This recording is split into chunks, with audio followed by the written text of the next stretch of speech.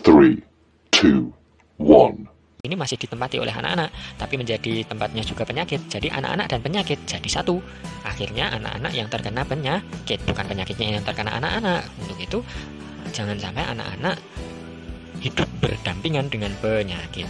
Caranya bagaimana?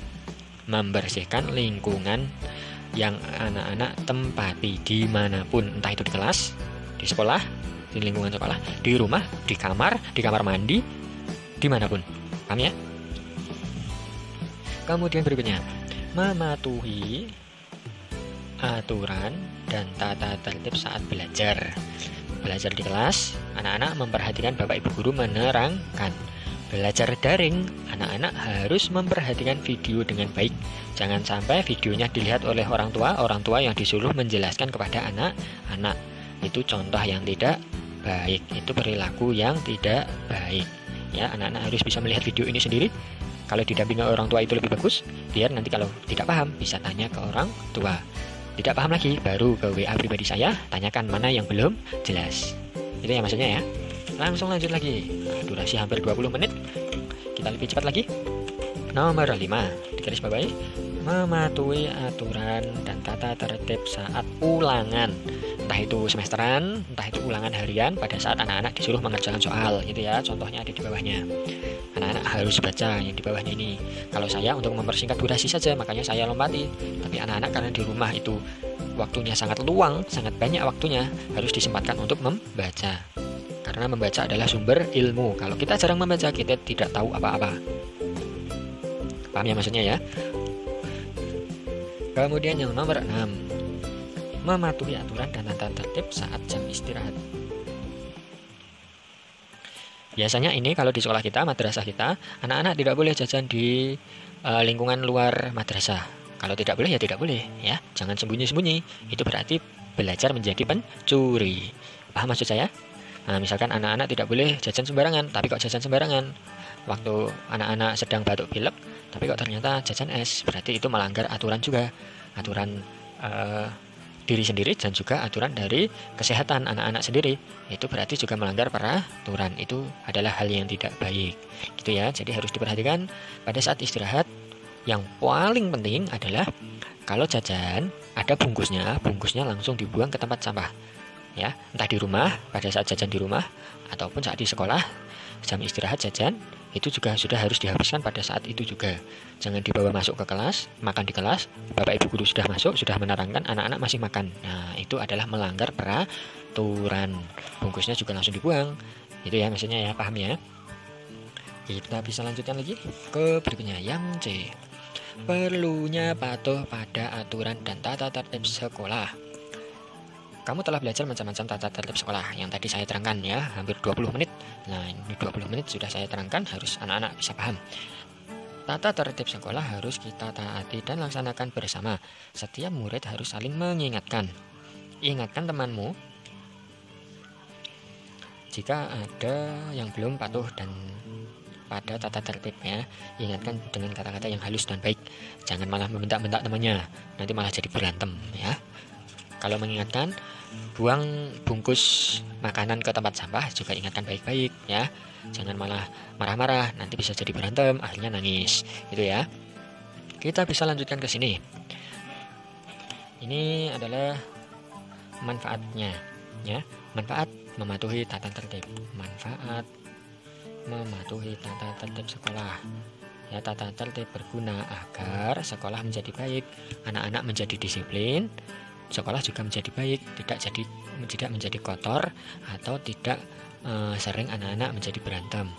Ya, tidak membuat anak-anak menjadi berantem. Karena tata tertib itu semua demi kebaikan anak-anak sendiri. Kalau sudah dewasa nanti anak-anak akan mendapat manfaatnya.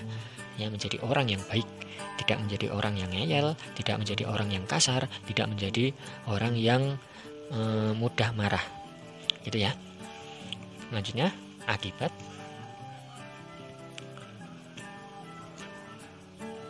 tidak mematuhi tata tertibnya. Akibatnya apa? Orang lain menjadi terganggu. Ya, melanggar tata tertib itu juga merugikan diri sendiri. Paham ya maksudnya ya? Kemudian ada lagi bisa nanti ditambahi. Jika tidak mendengarkan penjelasan, akibatnya kita akan kesulitan dalam memahami pelajaran. Jika tidak mendengarkan penjelasan dari bu guru atau bapak guru, ya, kita akan kesulitan dalam memahami pelajaran. Itu akibat yang ketiga, gitu ya. Paham? Akibat berikutnya yang keempat, coba kita bayangkan, jika kamu tidak menyiram toilet, akibatnya ya setelah digunakan toilet menjadi kotor dan berbau menyengat. Ya. Contohnya yang kalau tidak anak-anak sekarang kalau tidak sedang berada di sekolah atau di kelas, contohnya di rumah. Anak-anak habis dari kamar mandi, pipis gitu ya. Tidak disentor. Ya, bapak ibunya tidak ada di rumah. Tidak ada simbahnya di rumah, tidak ada siapa-siapa di rumah. Terus 1 jam kemudian anak-anak ke kamar mandi lagi, baunya pesing. Mau anak-anak seperti itu? Kalau ada orang lain pasti disentor oleh orang lain. Tapi kalau tidak ada orang lain, apakah anak-anak mau dengan bau yang seperti itu? Kalau tidak mau berarti harus disentor, gitu ya. Jangan menggantungkan pada orang lain. Kalau orang lain ada, pasti disentor. Tapi kalau tidak ada, anak-anak sendiri yang tahu akibatnya. Paham ya maksudnya ya? Jadi setiap anak-anak dari kamar mandi harus disentor, entah itu kotoran apapun, entah itu kotoran yang kita bawa dari luar, entah itu bau juga harus disiram. Kalau perlu disiram dengan sabun yang rutin seminggu sekali misalkan ya. Kolahnya, embernya harus dikuras pakai sabun, disikat gitu ya. Jadi anak-anak sekalian harus bisa membiasakan hal-hal yang baik itu di rumah maupun di sekolah. Ini adalah akibatnya, baru 4 ini, tapi sebenarnya masih banyak lagi gitu ya. Harus dipahami ini, benar-benar dipahami ya anak-anak ya. Kemudian kita bisa ke rangkuman sebentar, kita mampir di sini sebentar ya. Apa itu aturan? Apa itu tata tertib? Ya. Aturan adalah cara melakukan sesuatu yang harus ditaati. Tata tertib adalah aturan yang harus ditaati atau dilaksanakan. Tata tertib di sekolah berarti yang harus ditaati dan dilaksanakan di sekolah. Tapi kalau tata tertib di rumah, itu aturan yang harus ditaati dan dilaksanakan di rumah. Paham? Masjid pun juga ada tata tertibnya. Sekolah yang lain semuanya juga ada tata tertib ya. Jadi harus dipahami itu. Ya, coba sekarang orang tua membuat tata tertib 5 saja. Paling sedikit 5 saja. Di rumah ditulis, ditempelkan di dinding yang besar. Anak-anak harus bisa menjalankan tata tertib itu. Kalau melanggar ada sanksinya. Coba dijelaskan saja di situ. Misalkan ada ini misalkan ya, saya ganti. Ini misalkan seperti itu. Ini tadi benar ya. Ini ada contoh saja, ini contoh saja. Semoga bisa dipraktekkan supaya anak-anak lebih tertib di rumah ya. Tata tertib di rumah misalkan ini ya, misalkan saja anak-anak sekalian harus menjalankan tata tertib di rumah. Ini bagi orang tua juga saya himbau. Ini hanya contoh. Misalkan orang tua memberikan tata tertib di rumah untuk anak-anaknya. Tidak menyiram setelah dari kamar mandi. Tidak menyiram itu maksudnya menyiram kamar mandi ya, membersihkan ya, tidak membersihkan setelah dari kamar mandi. Coba saja diberi sanksi, nanti akibatnya akan membersihkan seluruh kamar mandi. Itu ya, termasuk kloset, termasuk kolah, tempat sikat sabun dan odol. Seperti itu, membersihkan lantai juga. Itu misalkan harus ada pembelajaran seperti itu saat di rumah.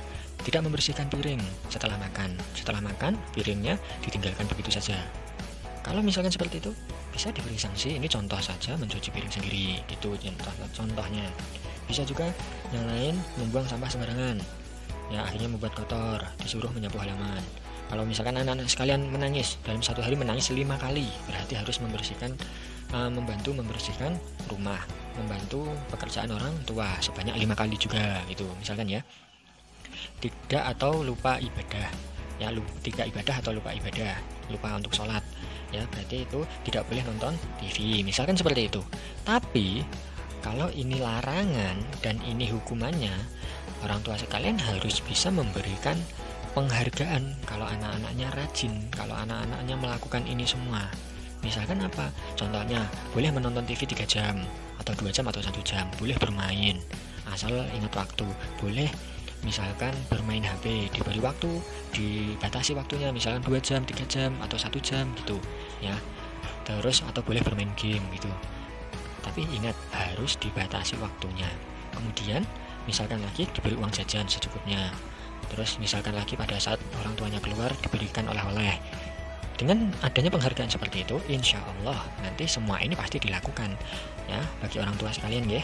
Jadi kalau ini adalah tata tertib atau larangan, ini akibatnya harus didampingi dengan yang namanya penghargaan. Dengan adanya penghargaan, anak-anak lebih semangat menjalankan ini. Ya. Tapi kalau hanya akibat saja, pasti anak-anak akan mengeluh.